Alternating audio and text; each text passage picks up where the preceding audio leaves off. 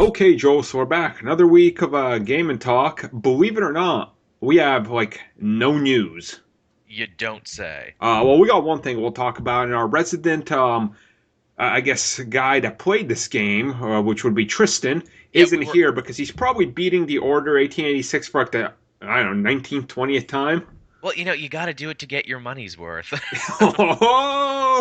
Well, that didn't take long. 30 seconds in, and that game gets the first diss. And you know what? Again, I've been looking at. I'm not trying to be too harsh on the order. It looks really cool. It looks like something I'm Well, willing you to know what? Let's play. just get into that because that's going to be the pretty much the big discussion we're going to have here.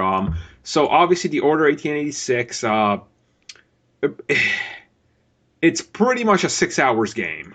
Which is very unfortunate, which I would totally be fine with, but from what I understand, the story's not all that great either. See, I would be fine with it if it was 6 hours of actual gameplay and Uh, 2 hours of cutscene. But when it's 6 hours with cutscenes, I'm like, what ooh, what blew me away is people saying they're like it's not even so much that too. It's like, that a lot of the systems in it are kind of archaic, like they're like hacking mini games mm. play a big part in the game. And it's like, and when you look at a game like The Order, do you think to yourself, "Oh, that's something that's going to have hacking mini games in it?" Right, right. And I think it's one of these things that I guess the discussion is going to focus on is How long should games be, or what how is an acceptable length? right. What is an acceptable length of a video game? Now, I'm going to obviously start this by saying I'm one of the people that played Alien Isolation. Hmm. 20-hour game, let's just say 18 hours longer than it needed to be.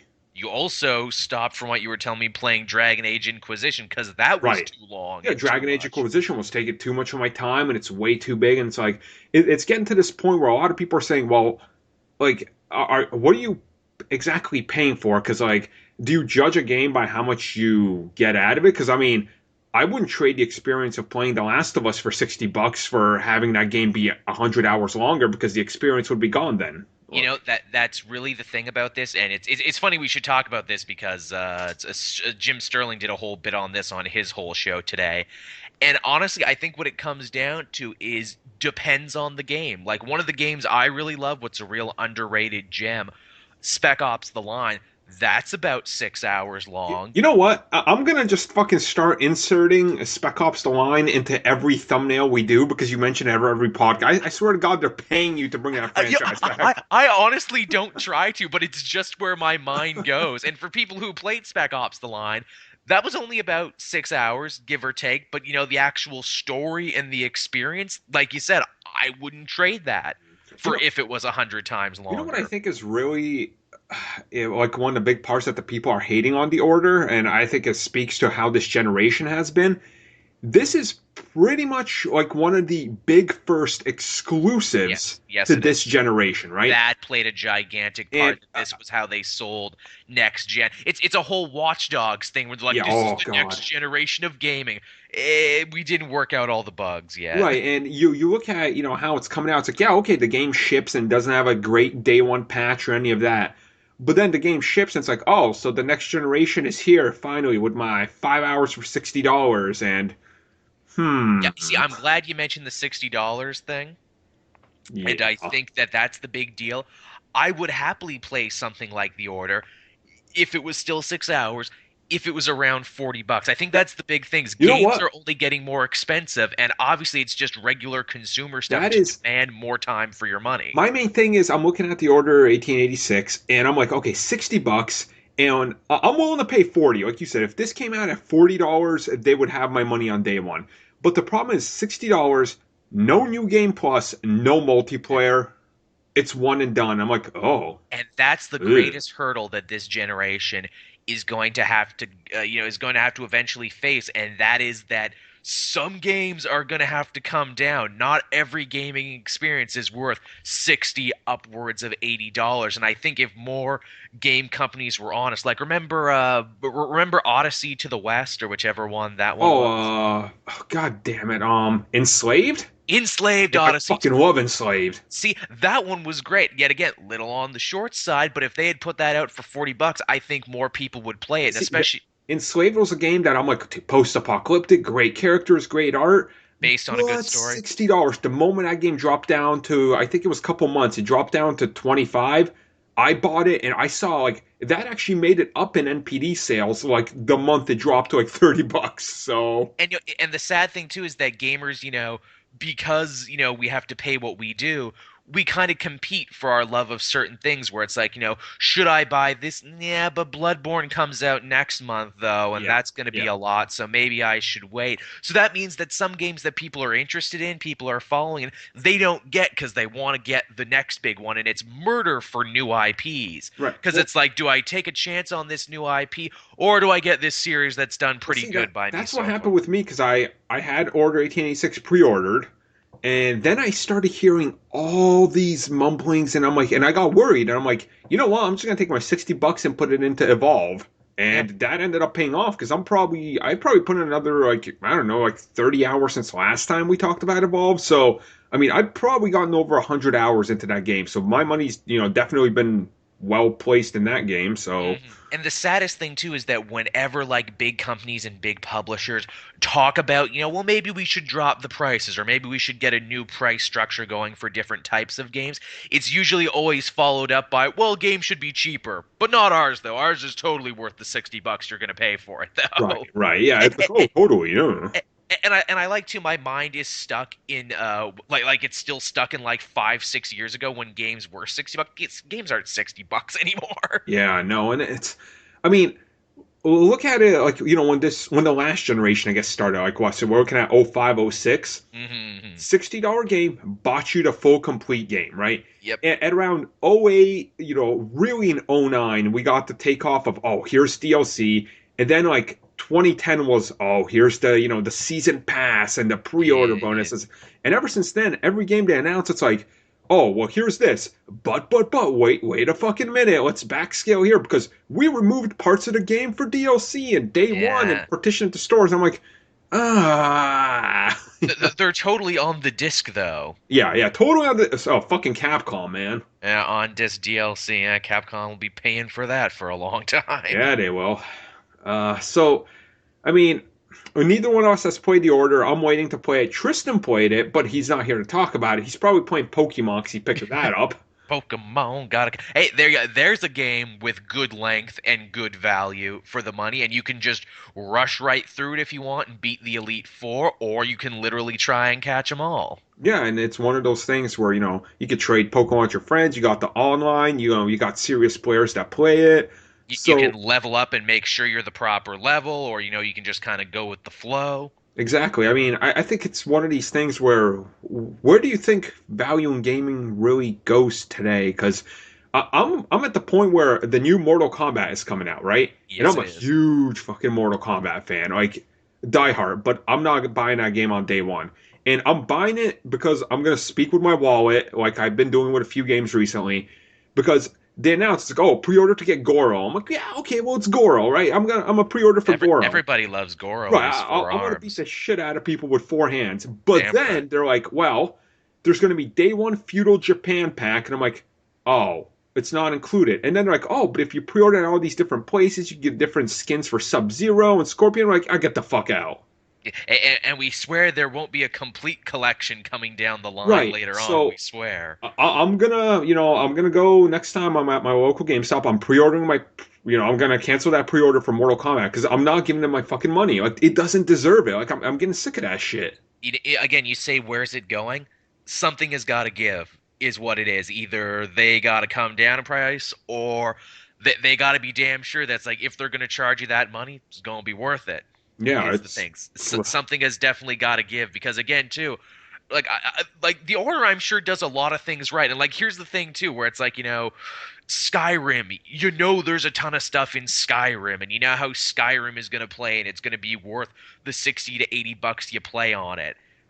But then you got something like the Order where they're like, but we built our engine from scratch and we did this, and isn't it really pretty, and doesn't it have this, and didn't we put a lot of time and effort into it? I'm like, I'm sure you did, and I respect the effort you put into it, but at the same time too, it's like, this is my disposable entertainment, and I can really only enjoy that so much. yeah. I think that's exactly what it is. And when there are games coming out that are so big in scope that you can literally sink $60 into, and play for hours on end, such as, let's say Dragon Age Inquisition.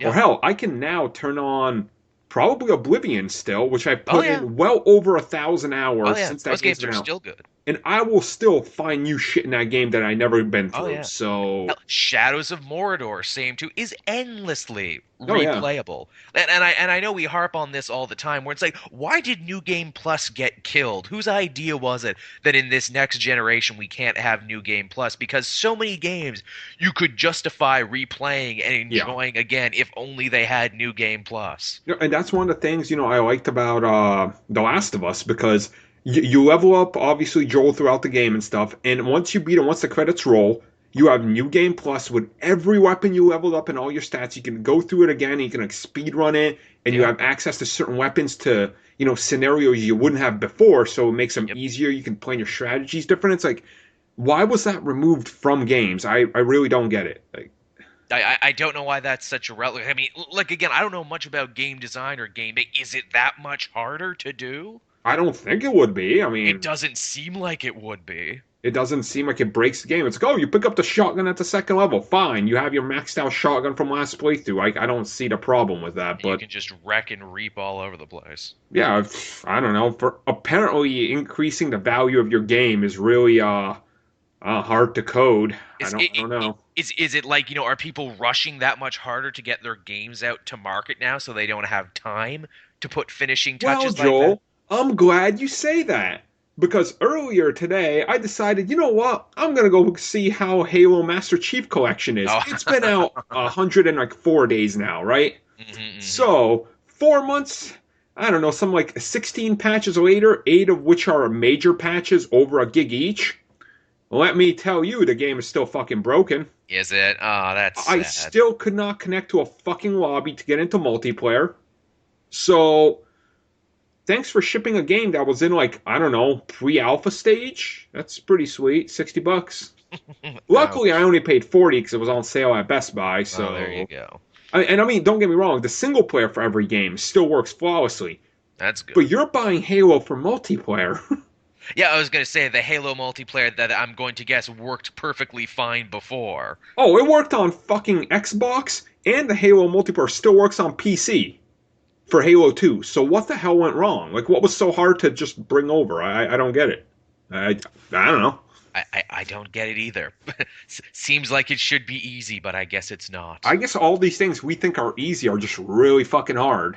I guess it must be. And again, too, I asked the questions like, did they just rush this out super hard? Did they not have the time they needed to really sit down and iron out all the kinks and make sure that everything worked fine? I think when I look at games that are like that, and especially Order 1886 and like Halo Master Chief Collection and obviously Assassin's Creed Unity, the developers get told, "Here's your fucking due date. Get the game done."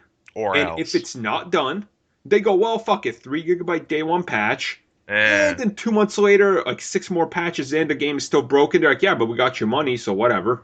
Don't you love that console gaming is becoming more and more like PC gaming, where it's like on PC gaming a 3 gig 1 day patch, where it's like, well, that's normal. I was like, well, you got to get this to make sure it works on PC. But now it's like, oh no, we do it for consoles now too. Yeah. And it's eh, I don't even know anymore. Like it's just it's turning to a point where I'm like, I don't know if I'm gonna get this game anymore. Like it's probably It's fucking not gonna work when I buy it. makes me happy that I've always had a wait and see attitude when it comes to these kinds of things. And I think everyone else should learn a wait and see attitude. Educate yourself. Educate yourself by listening to shows like us. Yeah, and I think it also goes to speak about how some outlets portray some of these games because Yeah. you can clearly tell if they have paid advertisement on their website for a game.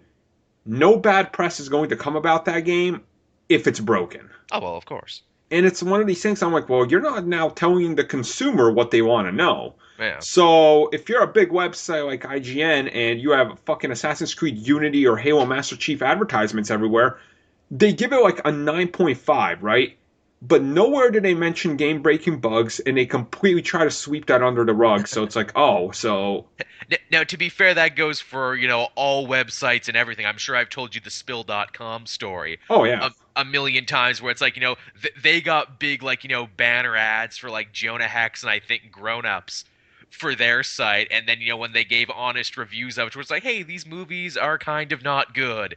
Then they just yeah. stopped doing banner ads altogether. Yeah, well, I'm still the most famous. Jeff Gertzman from GameSpot. They Oh, were yeah. paid.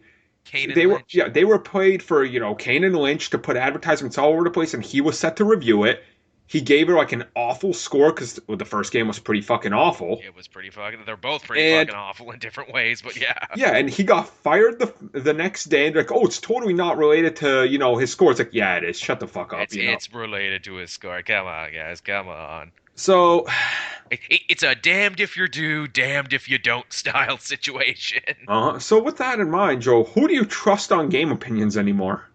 Uh, like I said, I try and read everybody is my thing. I go to IGN, I go to Destructo, I go to all the big websites. I read everything, and then I make up my own mind by exercising, reading through the lines, or reading between the lines more or Right. less. And then too, I ask friends, I ask people like you, where it's like, hey, Armin, you tell me, what do you think of this? Yep, exactly. And it's one of the, many things. And I think, we could tie also this back around to YouTube and some of their game laws and like Nintendo and shit that they're Mm, doing. A lot of times when there's a Steam sale, which of course Steam sales are huge, things for PC gamers.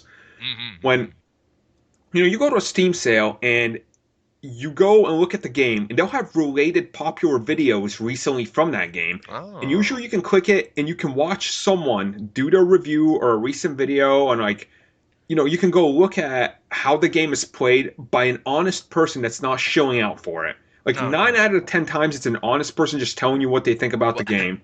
well, hey, don't worry. I'm sure when the big companies get a chance, they'll be sure to get their hooks into Well, those guys too. Don't worry. that's what I want to lead into because we've seen with Nintendo the last couple weeks, Hell, Shadows of Mordor, what we saw with that Oh back yeah, yeah. that. Shadows of Mordor, despite being a good game, they were still making people show out for it. So if Very, very shady bullshit going on for a game that did not need it at all. right, and for a game that was literally like, oh, once all that broke, you saw the people that actually took the money to talk about that game. You're like, oh, so those people could have been lying to me, Yeah. which broke their integrity as a whole, which is kind of, meh.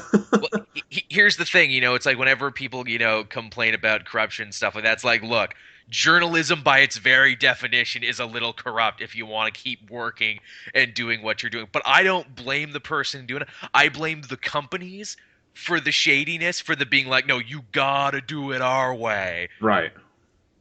It's like, you Yeah. gotta do it our way if you want a job next week, is what you want. Which, like I said, damned if you do, damned if you don't.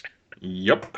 Okay, so with that in mind, I think we had a pretty good discussion on all that bullcrap. Now let's go over some of the new releases coming out this week. Yeah. Tell me if anything mentions it or if you're gonna, I don't know, maybe look into any of these down the road. We got Dragon Ball Xenoverse finally coming out. Yeah, I'm looking into that. Like I said, I haven't read any of the reviews yet. Gonna Yep. plan to read everything.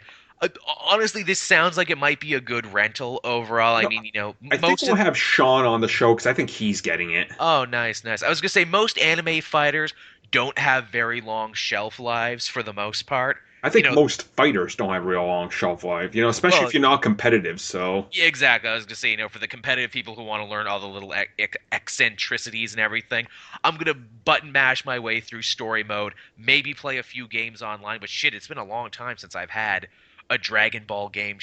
I don't think I ever played one of those online. Which again, too, I mean, not the deepest fighting games ever. I know the Budokai and the Tenkaichi series were let me basically. make a prediction right now. The net code will be fucking horrific for the first couple of weeks. Honestly, I think they've gotten better and better with Ugh, netcode. I don't know anymore. Anytime I see a fighting game, it's always like, oh, well, this one works and this one doesn't. Well, I mean, we both really liked Injustice. The netcode on that was surprisingly good. True, but then again, that's they couldn't fuck that up. Like, No, exactly. If they fucked that up, then they would have been screwed. right. So other than that, something that I'm pretty sure is gonna get them screwed. Resident Evil Revelations 2 Episode 1. Oh yeah, it's episodic now. Yep. So there's that. Dynasty Warriors 8 Empires.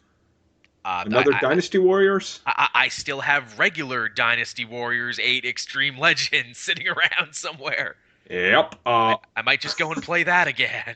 There you go. I'm gonna play Hyrule Warriors. Same fucking thing. Oh man, true story about Hyrule Warriors. So I went to Future Shop this week. I was helping someone pick up a TV, Uh-huh. and they had the Wii kiosk set up there, Ooh. and they had Hyrule Warriors on it. So I sat and I played through like an entire like level of Hyrule. Oh, it's so good, man. Oh man, it is addictively fun. Where I'm just like, man, this might be the best Muso game I've ever played. Oh, it is. I would say it is. Yeah. Because it's like you get the bombs and you can throw them. Well, And you it's can like charge not up only and is it a good, well-made like Muso game, it's one of those you could tell that Nintendo oversaw it and made sure it has a polish of a Nintendo game, oh, very much. where it's So. like very faithful to everything and just it clicks and works together and it's easy to pick up and play. So yeah. Here's the best thing, and here's how you know it was a demo section. I fight the boss for a little bit. I whittle him down to like halfway health, and then Uh-huh. by the time I get him there, then the demo ends, and it's like if you like it, buy it. I'm like, oh, Yep. you bastard! Oh, Uh. you got me where you want me. And then of course I took a look at the amiibos. I didn't buy any, but I looked at the amiibos. Oh, the amiibos, yes. Yeah. We should just call them crack amiibos now, because that's Pretty much. basically what they've turned people into, is to just Mhm. crack addicts for amiibos. Uh-huh. I'm surprised there's no like, I don't know. Oh, this person sold their kid to get fucking little Mac. Oh, give it time. Give it Yeah, time. give it time. That will be a report on the news like that. Whenever when they start releasing the Pokemon ones, Oh, I wouldn't fuck. be surprised where it's like person stabbed with X-Acto knife over Blastoids. I'll do it myself. Yeah, really. I want the goddamn Blastoids. And 2 more games coming out. Oddworld, New and Tasty. Oh yeah, that's And this has right. been on PlayStation, I believe. Now it's coming to other consoles. So there we go. Oddworld still has a huge following. Yeah, I never got into the Oddworld series, but I always meant to. I know Oh, they're people great, man. love it a lot. Oh, they're great games. That's cool. I think I may have played a little of Stranger's Wrath back in the day, Oh, okay. Yep. and I And know then that has a cult following too. the last game coming out, another cult following, Homeworld Remastered Collection. Oh, okay. Now, Homeworld is one of these space sims. It's a very old game, but it's a dying genre. Like, you've got a fleet of ships, you get to explore the galaxy, collect resources and all that. So this is probably something I'm going to pick up on a Steam sale, probably during the 4th of July weekend. The way you described it, I'm like, this sounds like something Armin would be. Oh, into. it's a totally me game. This sounds like something he would like. Yep, most definitely. So that's it for new releases. I'm expecting people are going to buy the Xenoverse, and that's about it. Yeah, I wouldn't be surprised. Yep. That was the one that did okay. So now we got a few questions here. 2 questions from Joey and Cody. Both ask favorite game of all time and games that we could just play over and over and over.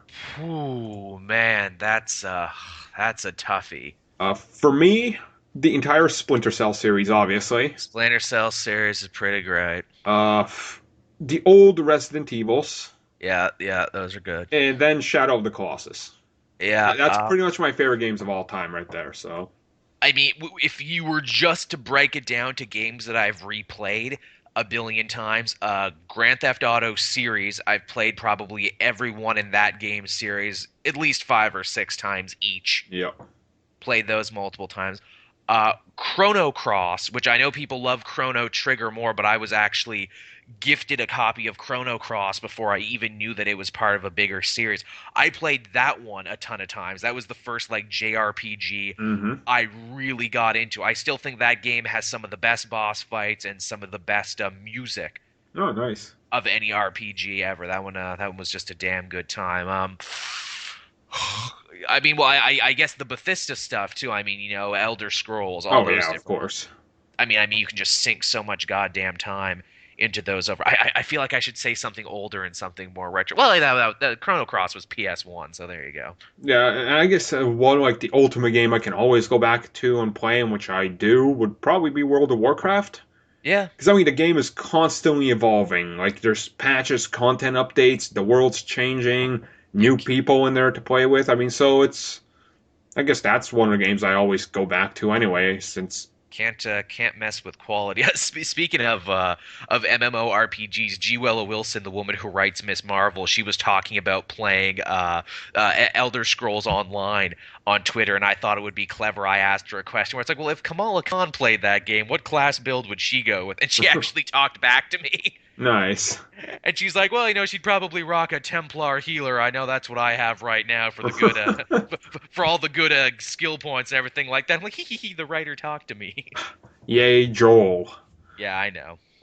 So I guess one more question is if you could cross game franchises, what would you cross? Ooh. Now, I feel like I should have a better answer for this. I can't really think of much. I guess Okay, I got a good one. Skyrim, but set in the Star Wars universe. oh, okay.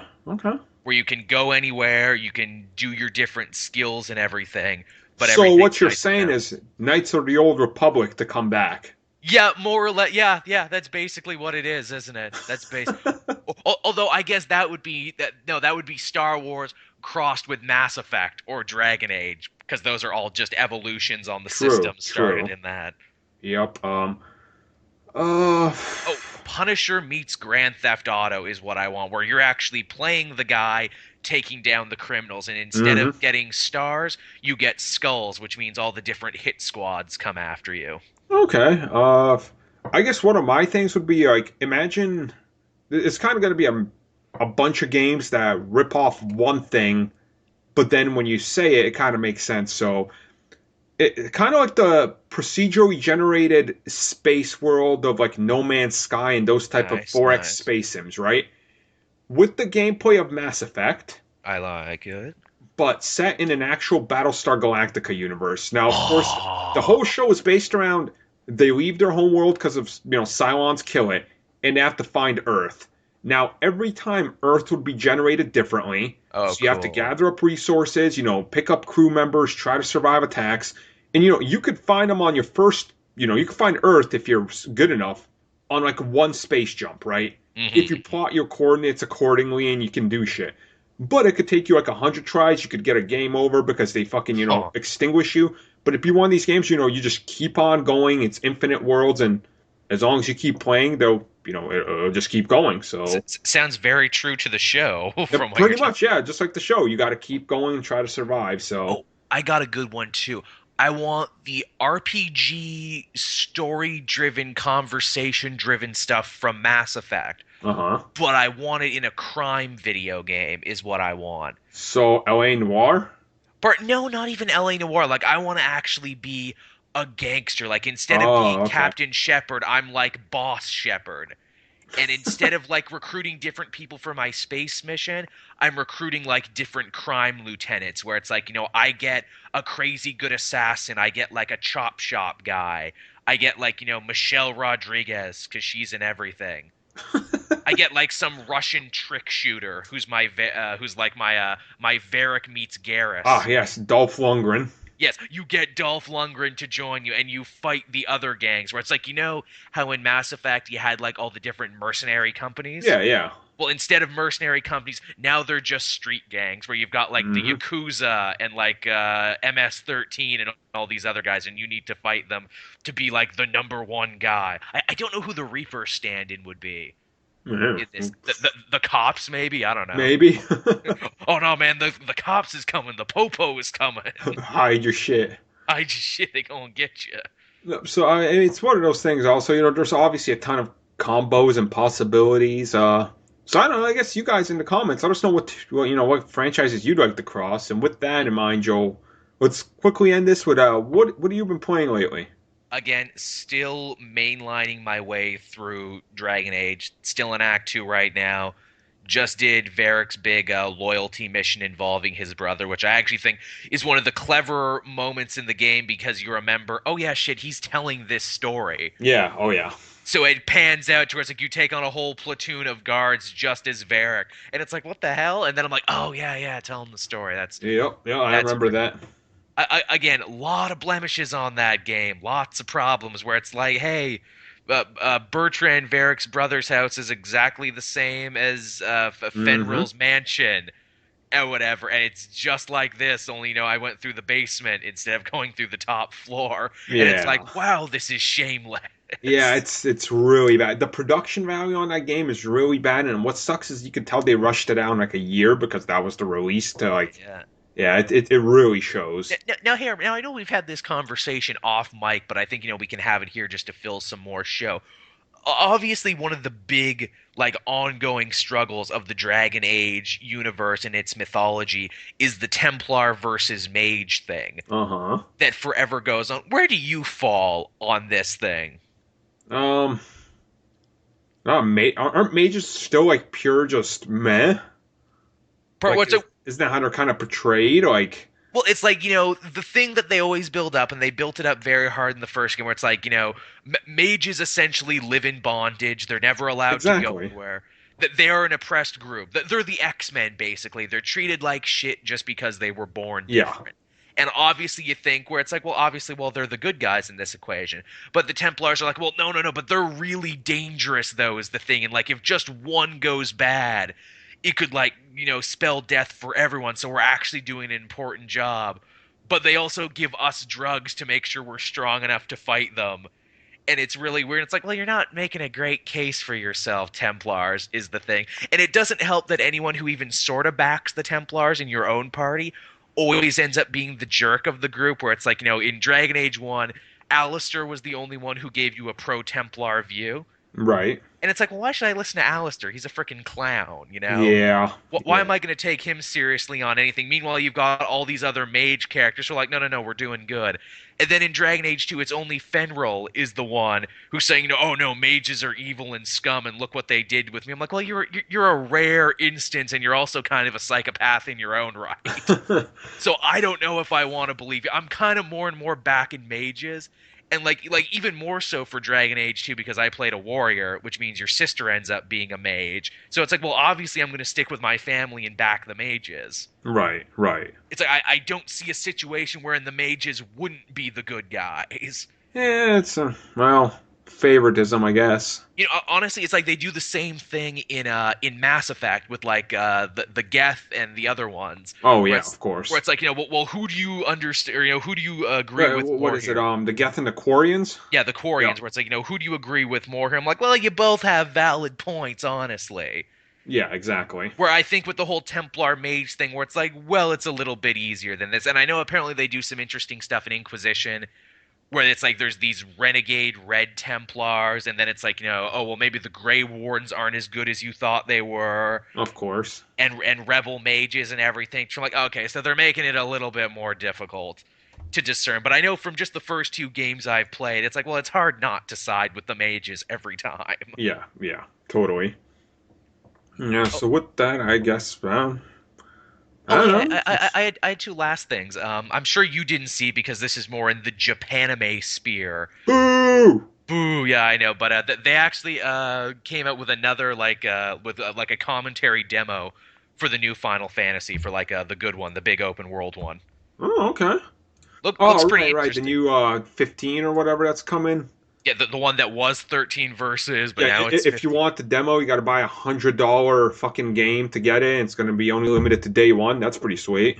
But what I thought it was coming with Type 0 HD if you got that. Yeah, the $100 collector's edition. Oh shit, I did not hear that. Yep, only day one, and that's it. I can wait for the real game, but again, we kept talking about like merging genres before. This definitely looks like Final Fantasy meets Skyrim, Yeah, is it what it is. does. Because you're going on these big long treks with your party out in the wilderness, and it also looked like a little bit of Monster Hunter got in there too for a Like second. Final Fantasy, like especially the newest ones, they kind of make me laugh, right? Because Uh huh. they start off, it's like, ooh, here's this ancient-looking airship. And then it cuts to like the characters and they're wearing clad like leather and stuff, and they're all Yeah. dudes and they have spiky like blonde flowy hair, and you're like, okay. But then it cuts to monsters in the field again. You're like, okay, okay, I see, it's still fantasy. But then they're driving like a fucking Lamborghini. I'm like, Yeah. wait, what? What the hell are you? What? I don't know if I made this joke before, but the Final Fantasy 15 guys, and I mean no respect, I mean this in the best way possible. They look like a boy band. They look like a late 90s boy band who got lost on the way to their concert, and so now they're just fighting monsters in the Yeah. wilderness. Oh yeah, totally. And again, to like the main dude that you play, his name escapes me, but he's got an interesting kind of fight mechanic, because he can like dodge and teleport around, and he doesn't have just one weapon. Like Oh, it looks like all the buttons. all right. He like morphs or some crap. Yeah, it looks like all the buttons you press, like all the face buttons, are matched to a different weapon. So, Like it's let's play the I guess Final Fantasy roulette game. oh, here we go. I like this All right, game. it's the Final Fantasy roulette. It happens with everyone. All right, what do you think the chances are that either A, he has amnesia, or Uh-huh. B, he has no father and he has to figure out where his father disappeared? Well, he looks to be a prince, so I'm going to say it's the second one. Like he actually looks like someone important. Okay. So his father disappeared. He has to inherit shit, but Right. he's got to figure it out before because there's a plot to not let him. Okay. I like And, this. and there's this evil group of Tech Knights who are after him. So yeah, I'm going to say it's probably that second one. Okay, It's now almost what are certain. the chances that somehow the kingdom is involved and he doesn't know? Oh, almost certainly. I Oh, mean, okay, that's okay. always the So way these okay, so go. it's like every other RPG. Yeah, more or less. All right, perfect. Which that's the way people like it. It's stuck around for that long because the tropes work. And the other thing that I was going to mention is they had another narrated demo this time for Yakuza Zero, which I know you're saying it's like, hey, aren't you just getting five? What are the odds that Yakuza Zero is even going to come out in this country? And I say, hey, don't harsh my buzz, motherfucker. What system is it coming to? Part 3 and 4, I think, is Well, what it's it's coming to coming. three. Just fucking import. It's not a region locked system. Well, but again, it's not with the subs is the thing. I thought they like had English in there. I swear to God. Sometimes they do, sometimes they don't. I think they've slowly started phasing that out. But the interesting thing about this is you're playing younger Kazuma Kiryu because it's Yakuza Zero. You're Uh-huh. playing him like at the height of his career when he was just coming up in the Yakuza world as a money lender and leg breaker.